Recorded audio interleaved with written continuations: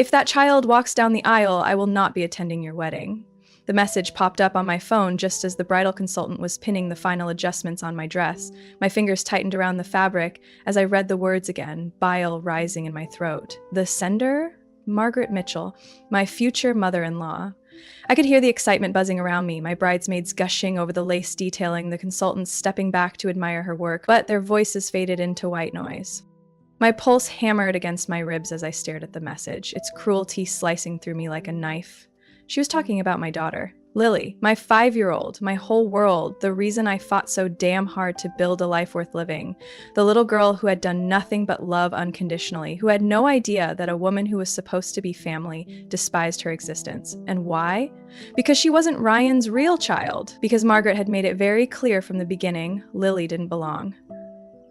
I took a slow, steady breath, forcing myself not to react. Not yet. This wasn't the first time Margaret had tried to push Lily out of the picture, but this was the final straw. Let me introduce myself. My name is Emily Carter, and I'm 25 years old. I got pregnant at 18, fresh out of high school, with a man who promised the world but left when responsibility knocked on his door. For years, it was just me and Lily against the world, and I made it work. I clawed my way through college, worked endless shifts, built a career from the ground up. Then I met Ryan. He was different, kind, patient, the kind of man who didn't just love me, he loved Lily too. Not as an obligation, not as a burden, as his own. When he proposed, I thought, this is it, a fresh start, a family, a life where Lily would never have to feel unwanted again. I was wrong. Margaret hated that I came with a child. She never said it outright, at least not at first. It started with small things. A dismissive glance when Lily spoke, a forgotten Christmas gift, a harmless comment about how Ryan would surely want children of his own one day. But over time, the mask slipped, and now, this text? It wasn't just a line drawn in the sand, it was a declaration of war. I stared at my reflection in the mirror, at the woman standing there in a gown that symbolized the happiest day of her life, a woman who had fought too hard, sacrificed too much to be dictated by someone who thought she could erase my child like an inconvenience. I inhaled deeply. Then I typed my response. Then, don't come. I hit send, and just like that, I set everything in motion. Margaret thought she could control me. She thought she could control this wedding. She had no idea who she was up against. This wasn't the end. This was just the beginning. The first call came within minutes. I ignored it. Then another, then another. By the fourth call, I knew she wasn't going to stop. I picked up. Emily, Margaret's voice was a mix of forced calm and bubbling rage. Sweetheart, I think we need to talk. I stepped into the dressing room, shutting the door behind me. There's nothing to talk about. She let out a sharp laugh. You're overreacting. I was just saying that. You were just saying that if my daughter was a part of my wedding, you wouldn't come. You weren't suggesting. You were threatening. My voice was steady. So I made it easier for you. Don't come. A pause, a dangerous silence. You don't mean that, she finally said. I smiled coldly, even though she couldn't see it. I do, Margaret exhaled sharply, the carefully measured patience in her tone slipping. Emily, I'm just looking out for my son. You don't understand how difficult this is for him. Difficult? I repeated, disbelief curling in my chest. What exactly is difficult, Margaret? Loving Lily? Because he doesn't seem to have a problem with it. A beat of silence. Then she sighed, long and exasperated. Emily, you have to think long-term. A child like that. The words felt like a slap. You don't get to finish that sentence, I snapped, voice like ice. Not about my daughter. You're making a mistake, Margaret bit out. No, the mistake was thinking you had any say in my family. I ended the call. Margaret didn't take rejection well. By the time I got home, Ryan was already waiting. His face was tense, phone clutched in his hand. My mom just called, he said as soon as I walked in. She told me you banned her from the wedding. She banned herself, I corrected, by trying to ban Lily. Ryan ran a hand through his hair. Emily, she's my mother, and Lily is my daughter. My voice was calm, but my hands were shaking. You knew she hated me being a single mom when we got together. You knew she thought Lily was baggage, and you still chose me. He exhaled, looking at the floor. I did. So what's changed? Ryan didn't answer, and that was the moment I realized he wasn't just struggling to stand up to her, he was afraid of disappointing her. I swallowed the lump in my throat. Tell me the truth, Ryan. If she forces you to choose between me and her, who wins? His head snapped up. That's not fair. Neither is making me fight for my daughter's place in my own wedding. Silence. Then he sighed, rubbing his face like he was trying to wake himself up. I need to talk to her. And just like that, the air between us shifted. I nodded once. Go ahead. But deep down, I already knew Margaret wasn't going to back down, and if Ryan wasn't strong enough to stop her, then I'd do it myself, no matter what it took. I went to bed that night with my mind racing. Margaret thought she was untouchable, that she could manipulate, scheme, push, and pull until everything bent to her will, but she had underestimated me. She had underestimated the lengths I would go to for my daughter. Tomorrow, the real fight would begin. And Margaret? She wasn't ready for what was coming. They say revenge is a dish best served cold, but I wasn't interested in revenge. I was interested in winning. Margaret thought she could push me, manipulate me, corner me into submission. She thought she could force me to erase every snide comment, every manipulative text, every passive-aggressive little dig disguised as advice. I saved it all. Screenshots, voice recordings, emails. She didn't know I had been building a case against her for months. It started small. A recording of her accidentally calling Lily a burden at Thanksgiving. A text where she suggested Ryan should reconsider marrying a woman with so much baggage. But then, as the wedding got closer, Margaret got bolder. Her texts turned into full-blown ultimatums. If you don't put Ryan first, he will resent you for the rest of his life. A man should have his own children, Emily, not someone else's mistake. It's not too late to do the right thing. If you let Lily go live with her father, you could finally have a real future with Ryan. That one made my hands shake as I read it. She was trying to separate me from my own child. She actually thought I would choose her over Lily. That was the moment I decided I wasn't just going to fight back. I was going to make sure Margaret never had power over me again. Margaret was powerful in one way. She knew how to manipulate people. She had spent decades twisting Ryan around her little finger, making sure he never fully escaped her control. But she wasn't the only one who knew how to play the game. I started turning the people around her against her. Ryan's sister, Sophia, she had always resented how their mother controlled every aspect of their lives. So I started confiding in her, dropping little hints about how Margaret was interfering in my marriage. I didn't need to push hard. Sophia hated her mother just as much as I did. Ryan's best friend, Jake, he had known Ryan since they were kids, and he had always been the one person who could talk sense into him. So I made sure Jake saw the texts, heard the recordings. He was horrified. Margaret's own sister, Diane, this was my favorite move. Diane was the only person Margaret feared. They had been locked in some passive-aggressive Cold War for decades, always trying to one-up each other. So I gave Diane the ammunition she needed to take Margaret down. One by one, I isolated her.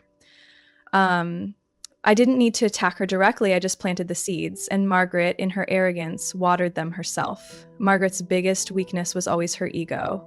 She believed she was untouchable, that she could say whatever she wanted, do whatever she wanted, and Ryan would always take her side. So I let her think that. I played nice, I didn't argue with her, I didn't fight. I smiled, nodded, let her feel like she was winning. And the more comfortable she got, the more reckless she became. She started bad-mouthing me openly to Ryan's relatives, thinking no one would push back. She started texting Ryan behind my back, telling him I was manipulating him, that I was trying to turn him against his own mother. She even sent an email to my maid of honor suggesting I wasn't mentally stable enough to be a good wife. And all of it, I documented. I let her stack the deck against herself, and when the time was right, I flipped the entire game on her. 2 weeks before the wedding, Margaret invited Ryan over for a private talk. She had no idea I had already seen the texts she sent him before. Come alone. We need to talk about Emily. I have something to tell you that will change everything. I knew exactly what she was going to do. She was going to lie. She was going to paint me as some manipulative gold digger who was using Lily as leverage to trap Ryan. So I did something she never saw coming. I sent Ryan to that meeting prepared. Before he left, I calmly handed him my phone and said, "Listen to these before you go," and then I played the recordings. All of them, every cruel comment, every manipulative conversation, every time she had tried to turn him against me, to erase Lily, to break us apart. Ryan listened in complete silence. When it ended, he just sat there, phone clutched in his hand, his jaw tight, his face unreadable. Then he said, "I'll handle this." And for the first time, I believed him. I don't know exactly what was said in that meeting, but when Ryan came home, his face was pale, his hands were shaking. And Margaret? Margaret didn't call me again, didn't text, didn't show up unannounced. She went silent. Ryan sat down across from me that night, took my hands in his, and said 6 words that changed everything. I am done with her. And just like that, she lost. The wedding was 1 week away. Margaret still hadn't reached out, but I knew her. She wasn't done yet, she was just regrouping. So I made sure when she tried to make her last move, it would be her final one. I leaked the recordings, not publicly, just to the right people: Sophia, Jake, Diane, Ryan's extended family. Suddenly, Margaret wasn't just a concerned mother, she was a villain. A manipulator, a liar, a woman who tried to destroy her own son's happiness. Her support system gone, her reputation ruined. By the time she finally called, her voice was different, weaker, desperate. "Emily, we need to talk." I let her words hang in the air for a long moment before I answered. "No, Margaret, we really don't." And then, for the first time ever, I hung up on her. Margaret was silent. For 3 whole days, I heard nothing from her. No calls, no texts, no underhanded remarks disguised as motherly concern. It was almost eerie, like the calm before a hurricane. And I knew Margaret wasn't the type to go down quietly. She was regrouping, plotting, convincing herself that I was just a silly little girl throwing a tantrum, that I would come crawling back begging for forgiveness. Margaret didn't believe she had lost. No, she believed she was still in control. She believed I was the one being unreasonable, the one ruining her family, the one keeping her son from her, and she was desperate to prove it. So on the 4th day, she made her next move. A move so bold, so unbelievably arrogant that I almost had to admire the sheer audacity of it. Ryan and I were sitting on the couch, exhausted after another long day of wedding preparations, when his phone lit up. "Mom calling." Ryan stared at it like it was a bomb about to go off. I didn't say anything. I wanted to see what he would do. After a long pause, he sighed and answered, "Mom." "Ryan, sweetheart," Margaret's voice oozed with fake warmth, as if nothing had happened. "It's been days. I miss you. Can we have dinner? Just us? No pressure?" I raised an eyebrow. "No pressure? Coming from her?" Ryan glanced at me, his expression unreadable. I could tell he was hesitant, but he also knew his mother. He knew if he refused, she would just escalate. "Fine," he said. "One dinner." Margaret practically purred in satisfaction. "Wonderful. Tonight at 8, I'll cook your favorite." Ryan hung up and looked at me. I need to hear what she has to say. I nodded. I know. But what Ryan didn't realize, what Margaret didn't realize, was that I had already won. And this dinner, this was just going to be the final nail in her coffin. Margaret went all out. She set the table like it was a 5-star restaurant. Candles flickering, the air thick with the smell of rosemary and garlic. The kind of elaborate meal you only cook when you're trying to prove a point. And the second Ryan walked in, she turned on the charm. "Oh, sweetheart, look at you. You've lost weight. Are you eating enough? You must be exhausted with all the wedding stress. I don't know why Emily insists on handling everything herself. You know, your father and I had a much simpler wedding. Maybe that's why we lasted so long." She was laying the groundwork, slowly planting the seeds of doubt, and Ryan, he was tense but polite. He answered in short sentences, clearly not giving her the satisfaction of an argument. But Margaret wasn't here for a conversation. She was here for a show, and as I predicted, she saved the best for last. Halfway through dinner, Margaret set down her wine glass, folded her hands on the table, and sighed dramatically. "Ryan, honey," she started, her voice soft, gentle. "I'm worried about you." Ryan stiffened. "Worried," he repeated. Margaret nodded, her eyes filled with carefully rehearsed sorrow. "Yes, sweetheart, I see how much stress you're under, how much Emily has changed you." There it was. "You don't call me as much anymore. You barely come by, and when you do, it's like you're not even the same person." She shook her head. "I know she's turning you against me." Ryan let out a sharp breath, his patience clearly wearing thin. "Mom, Emily isn't turning me against you. You did that all by yourself." Margaret blinked, as if she was truly shocked by his words. But she wasn't shocked, she was insulted. And Margaret Mitchell didn't handle insults well, so she did what she did best. She went for the kill. "Ryan," she said softly, "if you marry that girl, you are making the biggest mistake of your life." Silence. Dead, suffocating silence. Then Ryan laughed. It wasn't a happy laugh, it was a cold, hollow chuckle, like he couldn't believe what he had just heard. "Wow," he said, shaking his head. "You really don't get it, do you?" Margaret frowned. "Sweetheart, I'm just trying to protect you." "No," Ryan cut her off. You're trying to control me, and I'm done." Margaret flinched just for a second. Then she snapped, "That girl is ruining your life." She hissed, all pretense of kindness gone. "She's manipulating you, turning you against your own mother. She's using that child as a weapon, Ryan. Enough." Ryan's voice was thunderous, echoing through the house. Margaret froze, and for the first time I saw it, the moment she realized she had lost. The panic, the desperation, the sheer horror of watching the control she had clung to for decades slip right through her fingers. "You're not protecting me," Ryan said, standing up. "You're trying to make me choose between you and the woman I love. And guess what, Mom? I already chose." Margaret's face went pale. "Ryan, please, no." He took out his phone, scrolled through his messages, and then held it up to her. "See this?" he said. "This is a message from Diane, your own sister. You know what she said? That you've always done this, that you've always controlled every part of my life, that I was just too blind to see it." Margaret's hands trembled. I just want what's best for you." "No," Ryan said, voice firm. "You want what's best for you." Then he turned and walked out. And just like that, she lost. Ryan came home that night and didn't say a word. He just walked up to me, pulled me into his arms, and held on tight. And I knew in that moment that something had finally broken inside of him. He wasn't under her control anymore. Margaret had played her last card. She thought she had won, but in reality, she had just sealed her own fate, and when she finally realized it, it was going to destroy her. Margaret wasn't done. I knew it the second Ryan walked through the door that night, his jaw tight, his shoulders tense. He had left her house victorious, but there was something in his eyes, something unsettled. Because Margaret wasn't the type to lose gracefully. She was a woman who had spent her entire life manipulating, controlling, winning.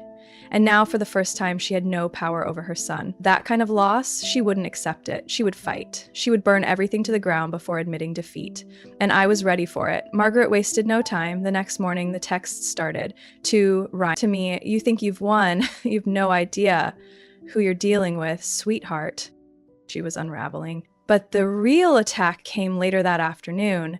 Ryan's boss, an old family friend, called him into a casual meeting. Ryan walked in, expecting small talk. Instead, his boss slid a folder across the desk. "This was sent to me anonymously," the man said, his expression unreadable. "Figured you should see it first." Inside, a dossier filled with carefully edited screenshots, emails, and testimonies painting me as a manipulative gold digger. Bank transactions taken out of context to make it look like I had been funneling Ryan's money into a secret account, a fabricated message where I admitted to trapping Ryan into marriage, even a fake conversation where I supposedly told a friend I didn't actually love him. It was a full-blown character assassination. And I didn't need to ask who was behind it. Margaret had gone nuclear. She wasn't just trying to turn Ryan against me anymore. She was trying to ruin me. But what she didn't realize, I had been preparing for this moment all along. While Margaret was busy fabricating evidence, I had been gathering the real thing. I had voice recordings, texts, emails, witnesses.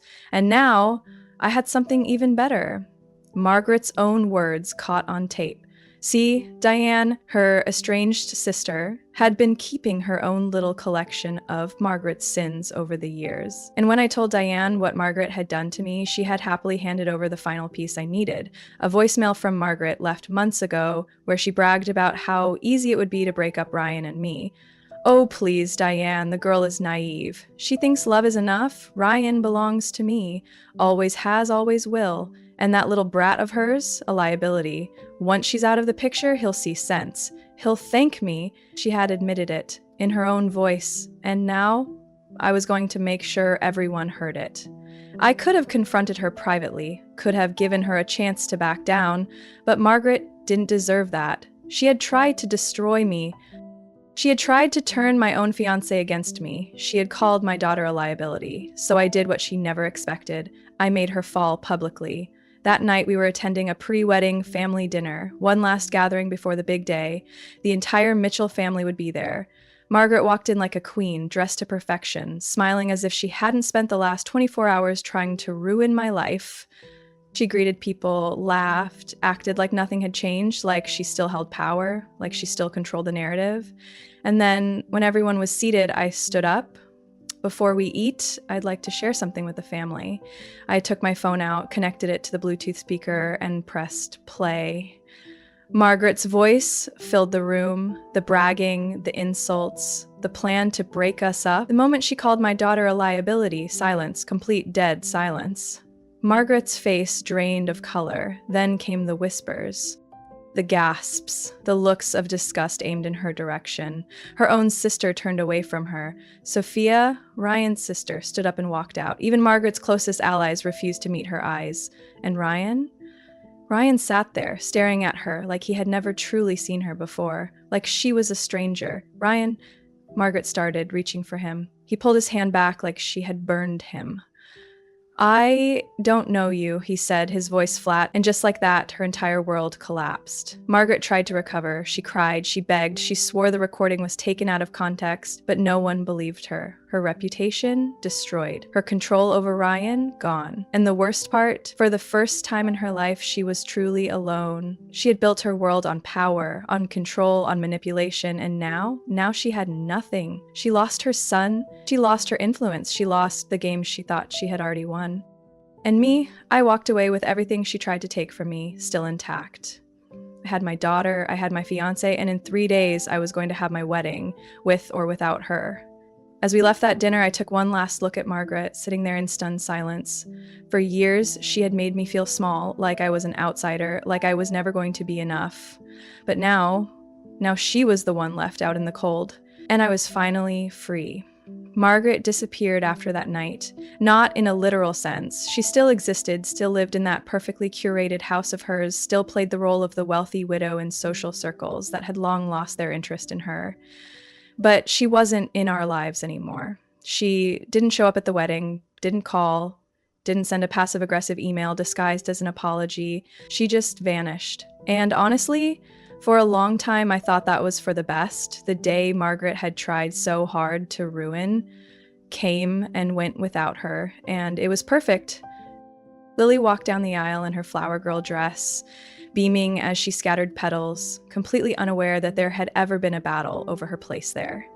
Ryan stood at the altar, eyes locked on me, as if I were the only thing in the world that mattered.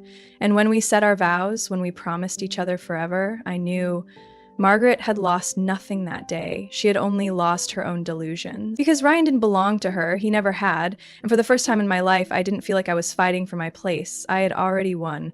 Weeks passed, then months. And Margaret? She never reached out. At first I expected it. I expected some last-ditch effort to claw her way back into Ryan's life, but she stayed silent. For the first time since I had met her, she wasn't plotting, wasn't scheming, wasn't trying to control us. She was just gone. And as time went on, as our life settled into something peaceful, I started to forget about her, until the day Ryan's phone rang, and the name flashing across the screen? Margaret. Ryan hesitated before answering. We were sitting in our kitchen, Lily at the table coloring, the smell of fresh coffee filling the air. It had been 6 months since we last heard from his mother, and yet here she was. Ryan sighed, rubbing his forehead, then hit accept. Mom. His voice was calm, neutral, detached. Margaret's voice was different, weak, hesitant, not the Margaret I remembered. I need to see you. Ryan glanced at me, eyebrows furrowing. Why? A long pause, then quietly. I'm sick. Cancer, stage 3, aggressive. Margaret wasn't calling to manipulate. She wasn't calling to guilt trip. She was calling because she didn't have much time left. Ryan was silent after the call for hours. And I knew what he was thinking, what I was thinking too. Did she deserve another chance after everything? After the years of cruelty, the lies, the manipulation? Hadn't she already made her choice? But then I thought about Lily, about the way I would do anything for her, and I realized Margaret had been fighting for Ryan in the only way she knew how. Twisted, wrong, damaging, but in her own warped way, she had loved him. And maybe, just maybe, she regretted it. We visited her a week later. Ryan needed time, I did too, but in the end we went. Because I didn't want Ryan to carry the weight of an unfinished goodbye. And if I was being honest, I needed to see for myself if the Margaret we once knew still existed.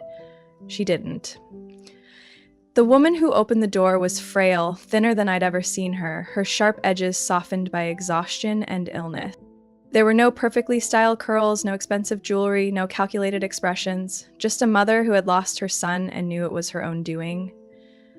I don't deserve this, she admitted quietly, sitting across from us in the living room. Her voice was hoarse, like speaking took effort. I don't expect you to forgive me, she exhaled shakily. I didn't know how to be anything else. Ryan was silent. I was too. Because for years, Margaret had refused to take accountability. But this was different. For once, she wasn't making excuses. She wasn't blaming me. She was just a mother facing the consequences of her own choices. And for the first time since I had met her, I saw something real in her eyes: regret. Ryan looked at me then, and I knew this choice wasn't just his to make. Because Margaret had never just hurt him. She had hurt me. She had hurt Lily. She had tried to tear us apart, convinced herself that we were the enemy, spent years waging war against us. And now she was asking for a chance to put the pieces back together, a chance to meet Lily, a chance to be a part of something she had nearly destroyed. I thought about the woman she had been. Then I thought about the woman sitting in front of me now, and I made my choice. We're not ready to forgive you, I said honestly. Her face fell, but then I continued.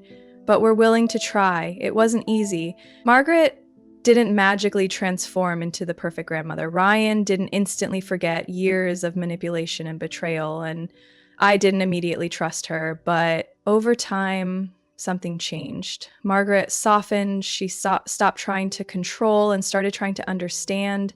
She spent time with Lily, not as a replacement for Ryan's future children, but as her own person. And for the first time in her life, she let herself just be a mother, not a strategist, not a manipulator.